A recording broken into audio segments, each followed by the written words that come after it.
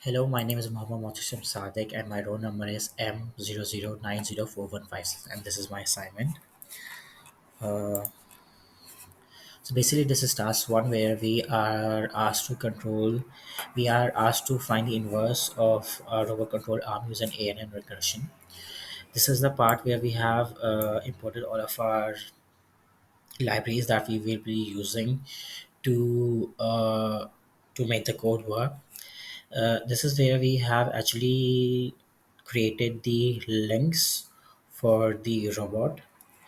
Starting from the origin to the last link, we have attached all those links. And this is a piece of code where we have actually created the robotic arm and the path that it's going to take. Using this data, we can actually start making we can start doing inverse regression and calculate the path the robot is going to take using the inverse and the AN regression. We first start with some default values. This is the MLP regressor that we are going to use to create the AN regression. After doing all of these things, the conclusion that we have found out is that setting the hidden layers 100 each and setting the solver to IBFGS gives us the most accuracy. Although the time increase in the process is significant because using this specific solver increases our time, but the accuracy is so good that the amount taken for the solution is quite optimal. This is my task 2, in which we have created the PSA and classification for the robot sensory data. So basically, at first we import some data. After importing that data, we apply some classifications on the data. After applying the classification, we find that these are the values uh,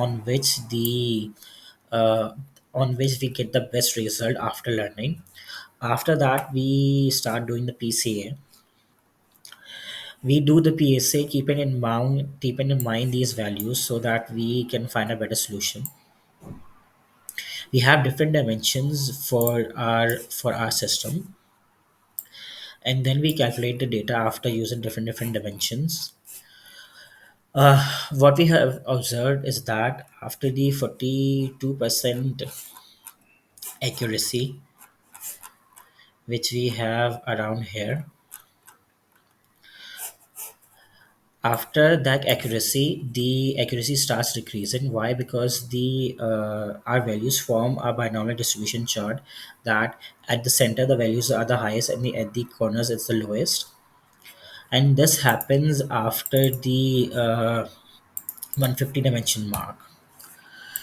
This is our third task, that we have to apply Q learning to navigate a robot in during in a maze.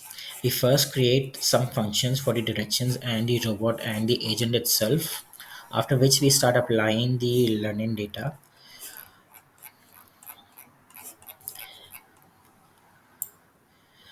What we have found is that when we increase the dimensions of the maze, the more steps it needs to reach a decision. If we increase the starting position, obviously the steps that the robot needs to reach the final position is lessened, because it is minus, because whatever the total steps are, the starting position is minus that solution. After we do that, we start applying different techniques on the robot, as in the change in learning rate and the change in different things as well, change in epsilon as well. Our final conclusion is that the findings of the maze are consistent, as the maze increase in the size of steps needed to find the solutions of the computer takes the longer to process. Findings are changing the learning rate, discount, epsilon, consistent wells. There needs to be a balance between these values to find an optimal solution. Discount should be low to make the agent less greedy, because if it's too greedy, it's not going to find the final solution, but only will be interested in finding the latest solution. Epsilon should have a balance depending on the size of the maze. If the maze is too big, epsilon should be low. Thank you. This was Mohammed Wachim Sadiq. Bye bye.